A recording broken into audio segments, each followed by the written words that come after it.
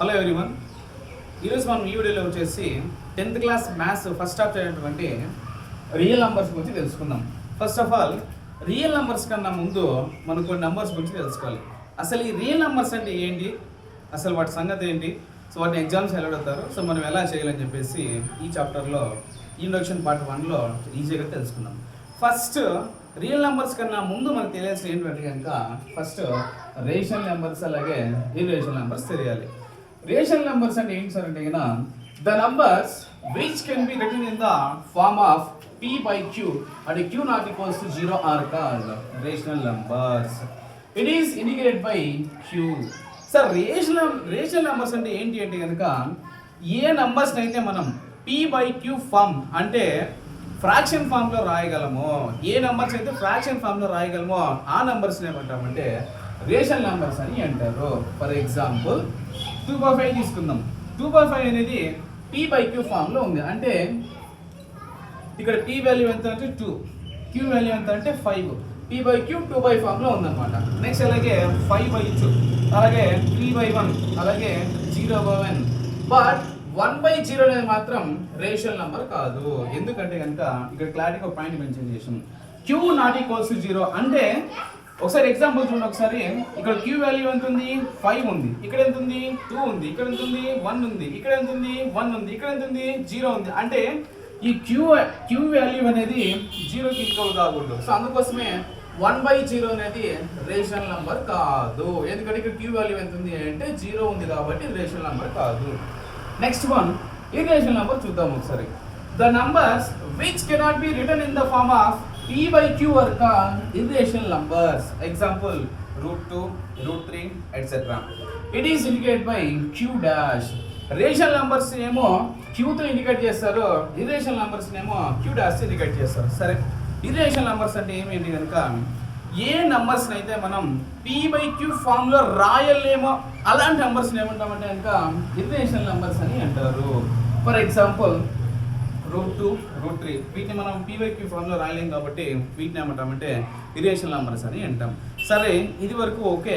Next real numbers అంటే ఏమిటి కనుక రేషనల్ నెంబర్స్ ని అట్లాగే ఇర్రేషనల్ నెంబర్స్ ని రెండింటిని కలిపి ఏమంటామంటే రియల్ నెంబర్స్ అని అంటాము. రెండింటిని కలిపి ఏమంటాము, రియల్ నెంబర్స్ అని అంటాము. ఫర్ ఎగ్జాంపుల్ చూసుకోండి ఒకసారి. ఈ రేషనల్ నెంబర్స్ ని అట్లాగే ఇర్రేషనల్ నెంబర్స్ ని అంటే 2/5, 5/2, 3/1, 0/1, నెక్స్ట్ అలాగే √2, √3 వీటన్నింటినీ కలిపి ఏమంటామంటే రియల్ నెంబర్స్ అని అంటాం. ఈ రియల్ నెంబర్స్ ని r తో ఇండికేట్ చేస్తారు. r is equals to q union q dash.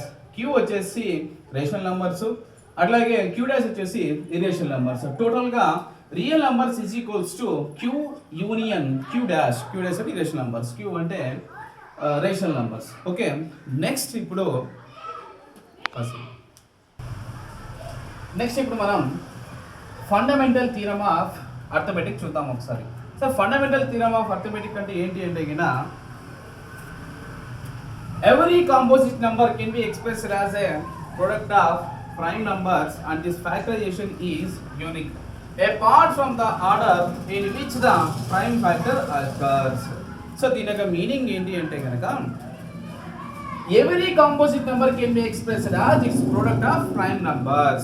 A composite numbers అయినా సరే వాటి యొక్క ప్రైమ్ నంబర్స్ యొక్క ప్రొడక్ట్స్ గా రాయొచ్చట. ఏ కాంపోజిట్ నెంబర్స్ అయినా సరే వాటి యొక్క ప్రైమ్ నెంబర్స్ యొక్క ప్రొడక్ట్స్ గా రాయొచ్చట. సార్, ఇందుకు కాంపోజిట్ నెంబర్ అంటే ఏంటి?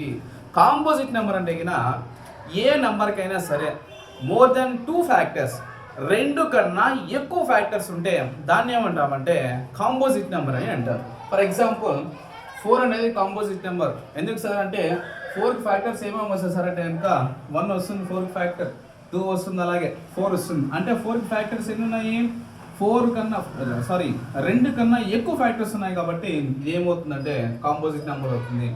అలాగే 6 కూడా కాంపోజిట్ నెంబర్ అవుతుంది. అలాగే 8, 9, 10, 12, 14 ఇలాంటివన్నీ కూడా కాంపోజిట్ నెంబర్స్ అన్నమాట.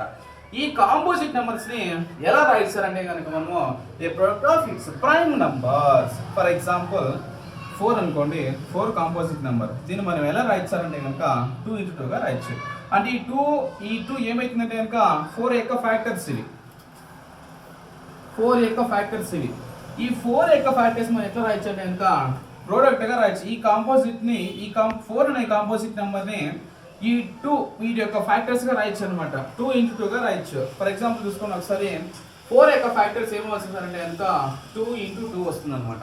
ఈ కాంపోజిట్ నెంబర్ని 2 into 2గా రాయొచ్చు. 2 into 2 మనకు ఆన్సర్ ఏమొస్తుంది 4 వస్తుంది. అలాగే and this factorization is unique. ఈ ఫ్యాక్టరైజేషన్ అనేది ఒక యూనిక్గా ఉంటుంది అనమాట. అంటే ఎవరు చేసినా ఒక ఆన్సర్ వస్తుంది, ఎట్లా చేసినా ఒక ఆన్సర్ వస్తుంది అనమాట.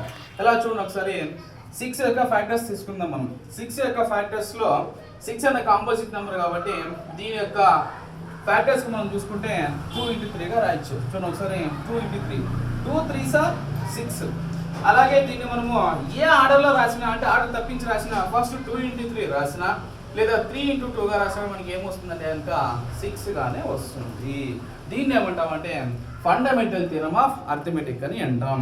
ఒకసారి చెప్తాను ఒకసారి. ఫండమెంటల్ థియరమ్ ఆఫ్ అర్థమెటిక్ అంటే కనుక ఏ కాంపోజిట్ నంబర్ అయినా సరే దాని యొక్క ప్రైమ్ నంబర్స్ యొక్క ప్రోడక్ట్గా రాయొచ్చు. ఫర్ ఎగ్జాంపుల్ 4 అనేది కాంపోజిట్ నెంబర్ తీసుకుంటే దాని యొక్క 4 కాంపోజిట్ నెంబర్ ఎలా చెప్తాం మనము 2 కన్నా 2 కన్నా ఎక్కువ ఫ్యాక్టర్స్ ఉంది అది కాంపోజిట్ నెంబర్. దీని యొక్క ఫ్యాక్టర్స్ కనుక తీసుకుంటే దీని ఫ్యాక్టర్స్ ఏమో వస్తాయంటే కనుక 1 2 4గా వస్తాయి. దీన్ని ఎలా రాసుకోవచ్చు 4ని 2 into 2గా రాసుకోవచ్చు.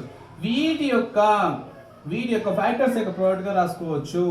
6 is equals to 2 into 3, 3 into 2 is equals to 6. అంటే ఆర్డర్ ఎలా రాసినా దానికి ఆర్డర్ అంటే ఆ ఫ్యాక్టర్స్ యొక్క ఆర్డర్స్ని మనం ఇప్పుడు 2 into 3 రాసినాం కదా, అలాగే 3 into 2గా రాసినా కూడా వాటి యొక్క నెంబర్ అనేది చేంజ్ అవ్వదు, వాటి యొక్క ప్రొడక్ట్ అనేది చేంజ్ అవ్వదు. సో ఇది fundamental theorem of arithmetic. Next వీడియోలో మనము టెక్స్ట్ బుక్లో ఇచ్చినటువంటి ఎగ్జాంపుల్స్ని 1 by 1 ఒక్కొక్క ఎగ్జాంపుల్స్ చేసుకుంటూ వద్దాం. నెక్స్ట్ అలాగే ఏ చాప్టర్కైనా సరే బేసిక్స్ బాగా వింటే ఖచ్చితంగా మనం ఎగ్జామ్లో కానీ లేదంటే మనము వేరే ఏ ఎగ్జామ్లో అయినా సరే ఆన్సర్ చాలా ఈజీగా చేయడానికి పాసిబిలిటీ ఉంటుంది. నెక్స్ట్ నుంచి మనం ఎగ్జాంపుల్స్ కంప్లీట్ చేద్దాం. So next be ready for next video.